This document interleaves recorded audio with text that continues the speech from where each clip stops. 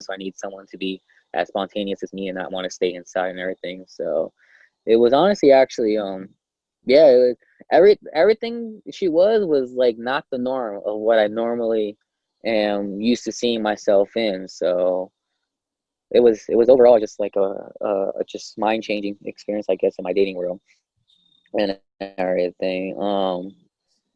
I do know that there is culture. I learned about cultural differences between people when you're dating someone that's foreign, not just Korean. Just I'm assuming it's with any foreign race and everything. You have to understand that their culture raised them a certain way. They raised them with certain habits and certain views and perspectives.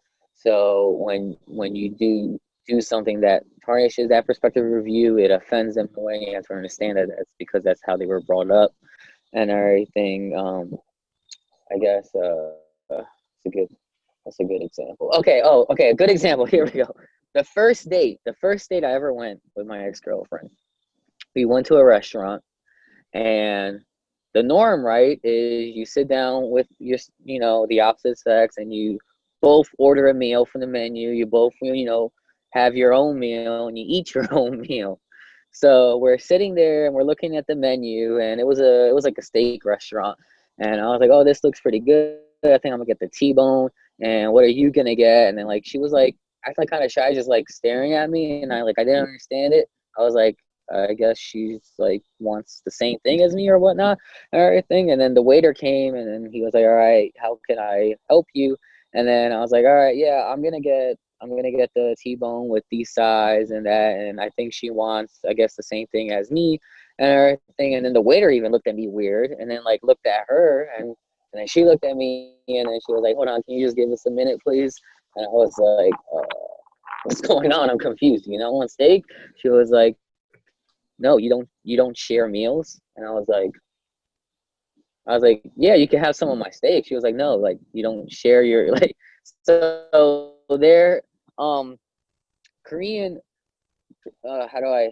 Korean couples, they when they go out to eat, they don't order for themselves. They order for together. They order a whole bunch of food and they eat it together. They share it together, even the drinks and the like everything is together. So like normally order just like one entree and like maybe like a pasta side or something like that, and you both just like share it like on plates and everything. So I was like completely flabbergasted by that when she explained it. I was like, yeah, no, we can do that. That's 100% okay. I don't mind doing that.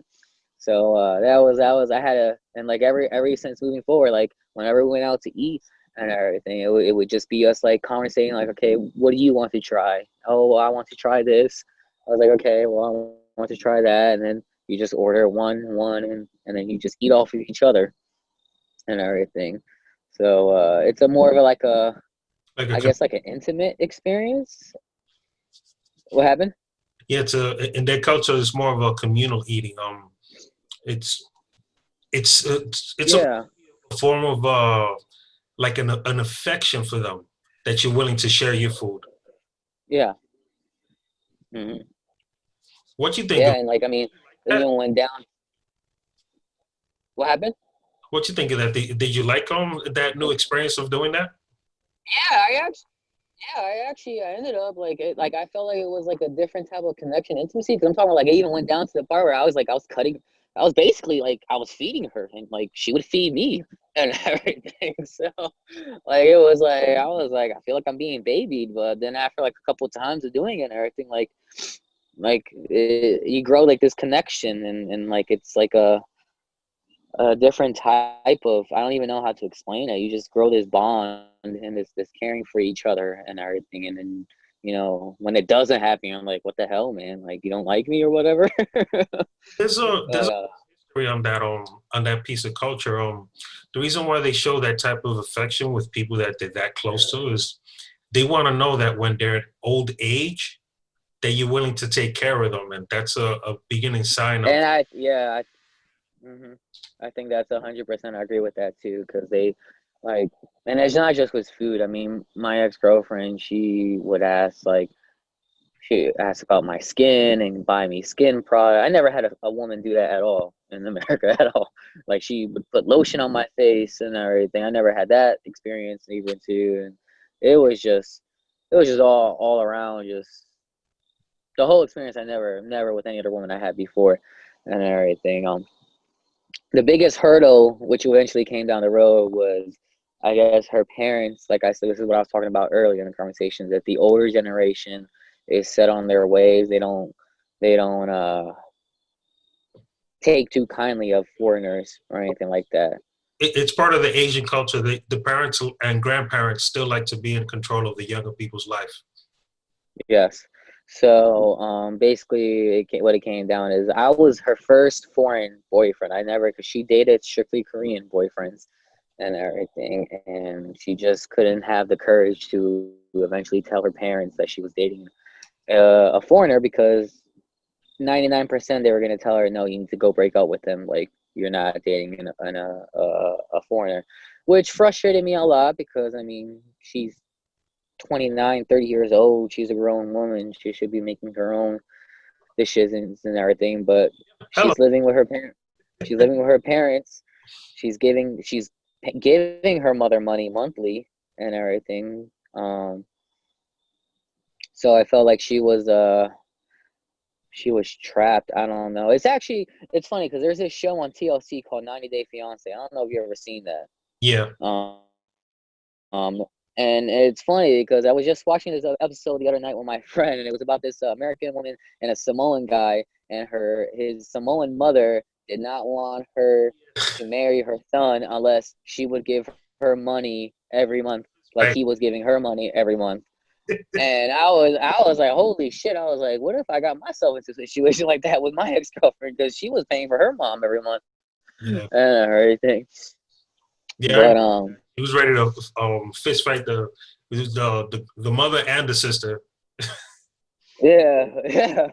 And it was, yeah, just seeing that like made me understand a little more of what I was going through and everything. I mean, we're talking about her sister, my ex girlfriend's sister, Korean too. I'm about to tell you too. Okay, so her sister was a Korean guy, and she's Korean, and they were in a relationship for 5, almost 6 years. The guy proposed to her, and they were engaged. When her sister came to her parents and said that I'm marrying, like, this is the guy that wants to marry and everything, her mother said, no, I don't like him. You're not gonna marry him. And she broke up with him. She broke up with the guy because she took her mother's side. And like this, my ex girlfriend told me that story, and I was just mind boggled. I was just flabbergasted. I was like, "Are you?" I was like, "What?" And her sister's a little older than her, in like her mid 30s, almost 40s, and everything. And her mother was like, "No, you're not gonna marry him. I did not like him when he came over for dinner. I don't think he's gonna be a good husband to you." And that was that. I Man, was like, "Wow, that stuff runs deep, man. wow." Even believe it or not, in Peru, there's still a lot of that goes on. Mm-hmm, Ironically, Peru is mixed with Asian culture as well. Traditionally, mm-hmm, grandmothers and mothers sometimes even live with their children at times when they get very elderly, and they still want to be in control. And there's a saying with Spanish women that you're not free until your mother's dead. mm-hmm, As that sounds, for some women it's very true because especially with the daughters, I would have to say mothers are constantly in like a deep control, all the way into it trickles down all the way to their grandchildren, which is why so many times they're either so way too reserved or very defensive to the point that they become resentful. However, like I mentioned earlier, the younger generation is waking up so much and they're becoming more efficient on what they mm-hmm. do with their time. And it does transition into how they use their freedom, even when they leave their own countries. So as you saw that there was people that were English teachers in Korea, that was opportunity for them to be able to express Mm-hmm. themselves, make their own independent money, and make their own independent thoughts.